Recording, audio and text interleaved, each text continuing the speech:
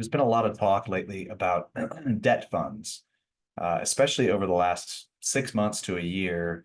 Right now it's March 2024. So since early 2023, especially towards the end of 2023, early 2024, you've seen a lot more debt funds being created and raising capital versus traditional equity or funds. You see debt funds going out there and raising capital. So I want to cover a little bit about what a debt fund is and some common structures when it comes to real estate debt funds. A debt fund is no different than a regular real estate fund. It's basically pooling investor capital, giving them some kind of a return based on some type of real estate investment. The difference is instead of a traditional real estate fund where you're maybe getting a percentage of profits off of the real estate deal, either from cash flow or from when it sells, a capital event at the end, or operating cash, maybe you get an 80-20 split. So the investors, the LPs are getting 80% of the profit coming off of the project.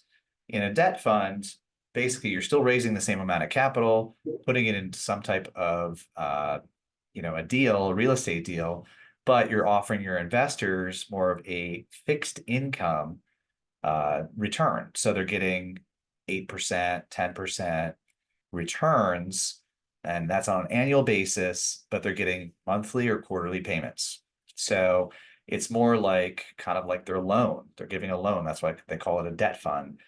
So they might be getting an 8% per year paid out monthly, plus return of their capital at some point, whether it's a year, 2 years, 5 years, whatever it is, depending on the fund.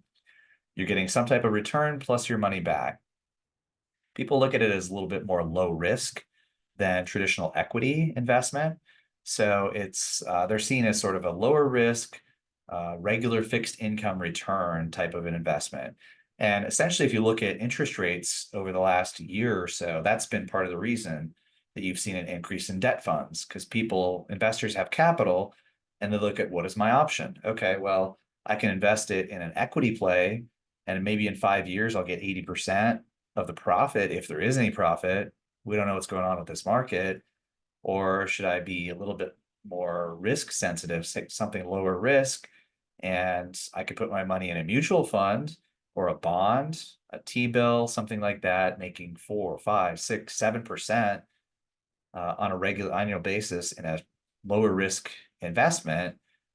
Why would I put it into the equity? So they look at, okay, maybe I'll put it into a debt fund. I'm still investing in the same type of real estate asset class, but it's a lower risk type of investment and it has more of a fixed income return. You're not going to get the high upside in most debt funds. Most of them are set up to where you get some fixed return and your return of capital. So you're not participating in a large capital amount when they sell the project, but it's a little bit lower risk. So that's part of the reason people set them up. So let me share my screen and I will show you common structures for a debt fund, how we've set them up. We've set up quite a few of these over the last 6 months. So here we have what a typical fund looks like. So on the top, you've got the asset, whatever the asset is that the fund is investing in. In gray, the gray box is the legal entity, LLC or a limited partnership. That is technically the fund, and that's what buys the asset. And then underneath, you've got limited partners, who are the investors, the general partner, who's kind of the person running the deal. Now, if we look at, and this is basically if there's multiple assets, this is a typical real estate deal. The fund itself is in gray, and there's individual LLCs that might own each property. So if we look at, okay, how do we compare that traditional equity type standard real estate fund with debt? Here's one type of structure. So you have the properties, the real estate is still up here, and it's being acquired. Let me move that out of the way for now. It's being acquired by XYZ Holdings, is the one buying the property and operating it. So and that company is managed by XYZ Fund Management. These are just obviously sample names. And this is the sponsor or the person putting the deal together and managing it. So somebody puts a deal together and they raise the capital, they are the sponsor. So this XYZ Holdings is the one with all the cash that's buying and operating the properties. How do they get their cash? The gray box over here is a fund. And so the fund, XYZ Real Estate Capital, raises capital from investors. Now, in this model, the investors are directly investing into the fund. They're becoming equity members of this fund, and maybe the return that they're getting is some fixed return. They get an 8% preferred return plus return of capital. So they're not necessarily participating because when they sell the property up here, the cash flows down to XYZ Holdings and to fund management. It does not go over here to the gray box. What happens is in between the fund and the operating company, money comes from investors up right up here. They put their money into the fund. The fund then invests, gives capital over to XYZ Holdings, which then acquires property up here. When they sell it, the reverse happens, except this is done under a promissory note and security agreement. It can be a revolving line of credit. There's a number of ways of doing it, but essentially, holdings company over here is borrowing money to acquire and develop property. They're borrowing it from XYZ Real Estate Capital, the fund.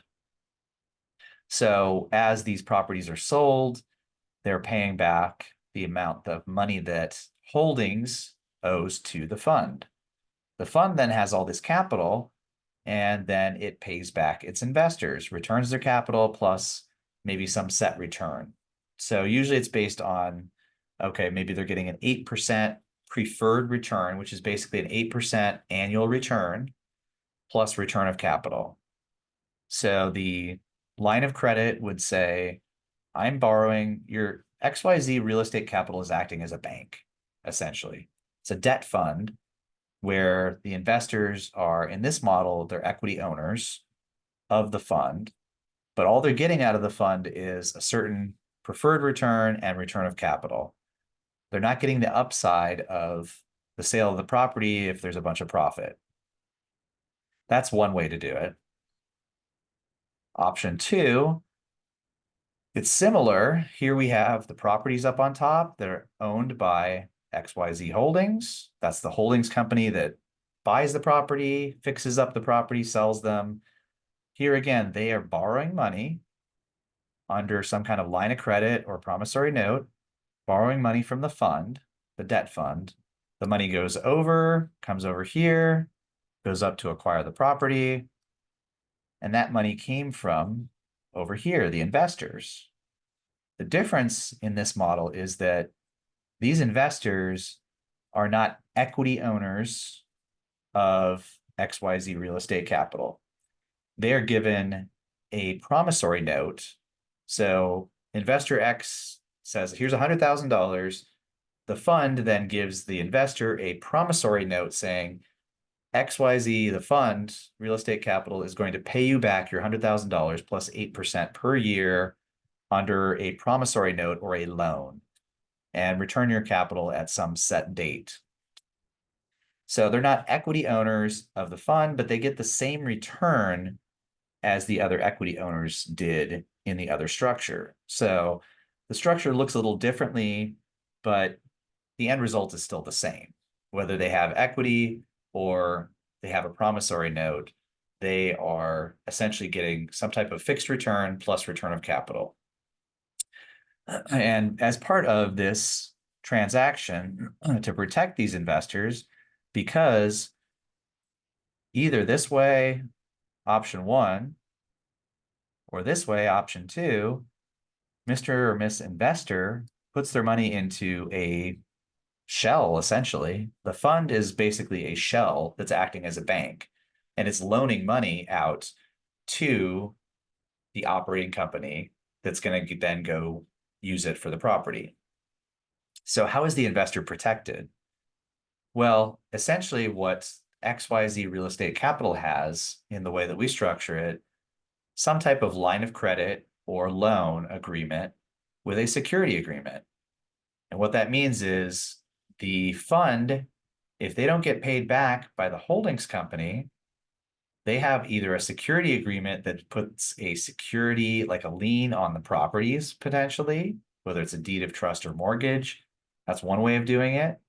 The other is a security against all assets of the holdings company, which doesn't necessarily place a lien on the property, but it is still a type of a security interest against the assets of holdings, which technically are the properties. The best way to secure it is to perfect it by getting a deed of trust, but in some cases that causes issues with lenders, or if you're flipping properties quickly, it just can cause some practical issues. So sometimes you just secure it against the general assets of holdings. You could also get what's called a pledge agreement. That's another option. So fund over here would get a pledge agreement saying that sponsor one is pledging all ownership in these companies to the fund.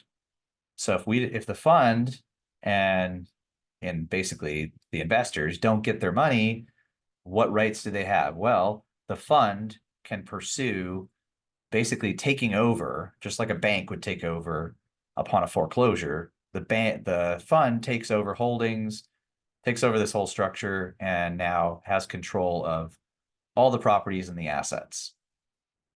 And if you do it this way, you've got a little bit less issues with lenders because you no longer are putting a deed of trust or a lien against the property.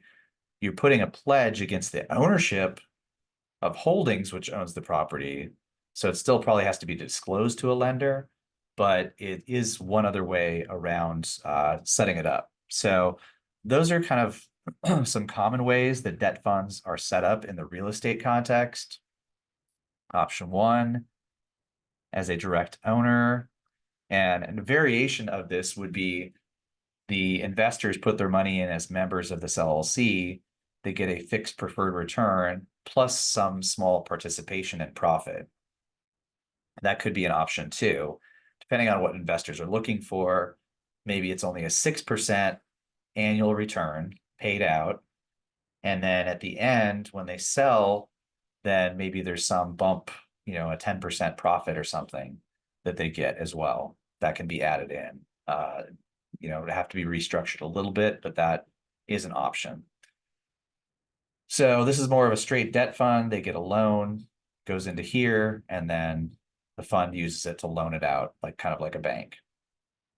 So those are two common ways to do a debt fund.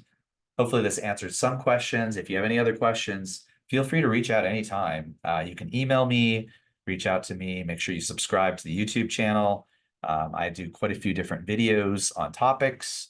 And if you want to set up a debt fund, feel free to contact us.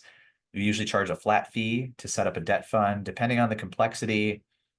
It could be anywhere from a $10,000 debt fund, $50,000 debt fund. It just kind of depends on all the specifics of how complex it is.